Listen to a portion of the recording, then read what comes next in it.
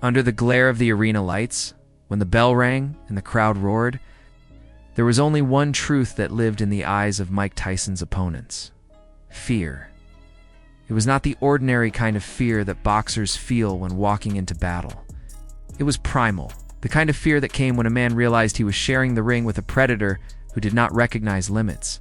Tyson was not just a fighter, he was a storm. A force of nature wrapped in muscle and fury.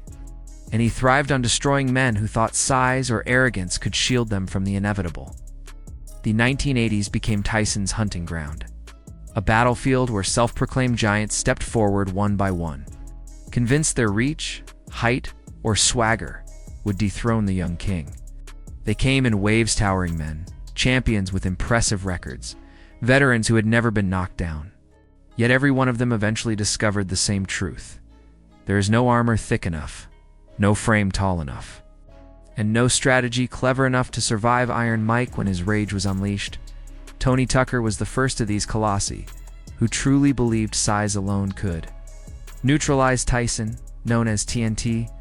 Tucker wasn't just tall, he was a skyscraper compared to the compact frame of Tyson, standing 2 heads above his opponent with an undefeated record of 34-0.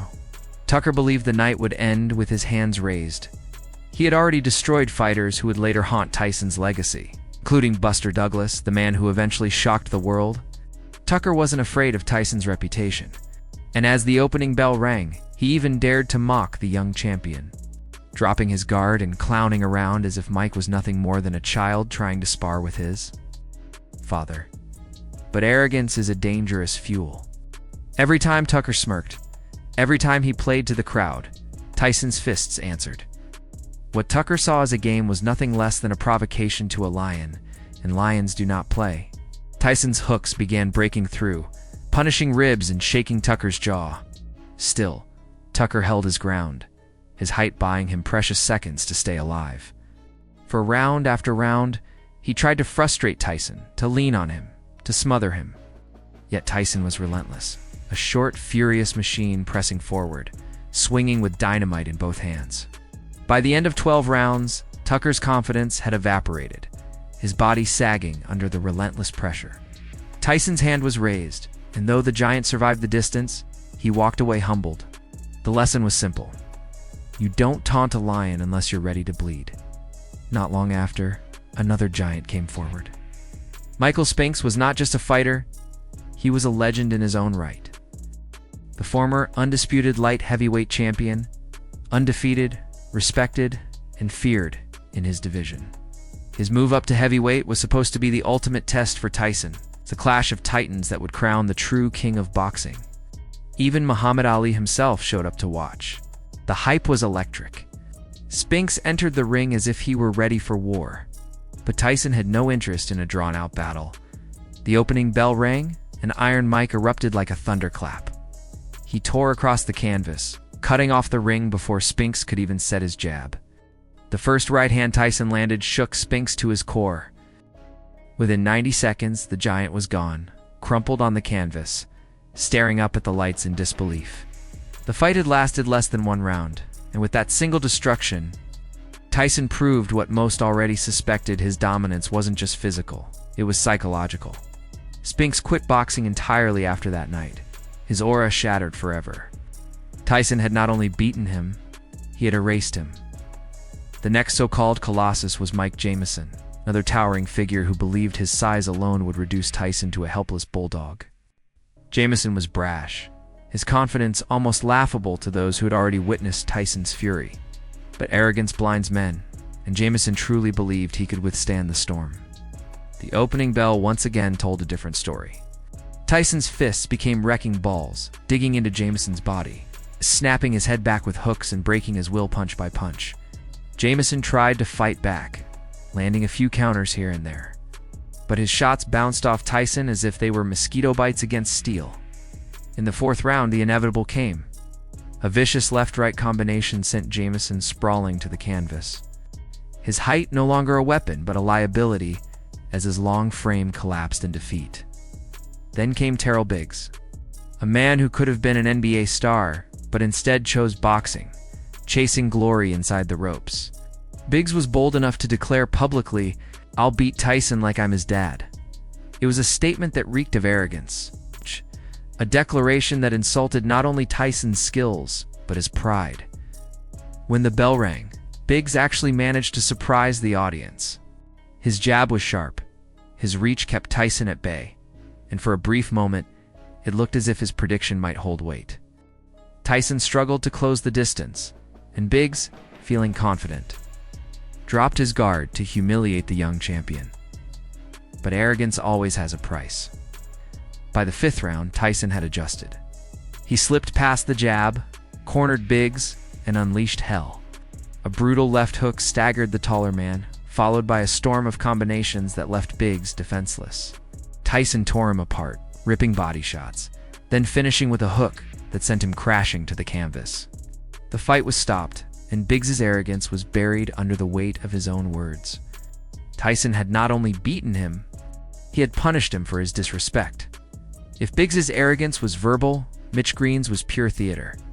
Known as a gangster outside the ring and a loudmouth inside it, Green swore to crush Tyson, to humiliate him, to prove that Iron Mike was nothing more than hype. He shouted, he threatened, he made promises that he would break Tyson in half. But Tyson never wasted time with words. His fists always spoke louder.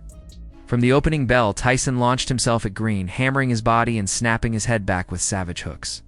Round after round, he carved up the loudmouth, leaving Green's face swollen and his energy drained.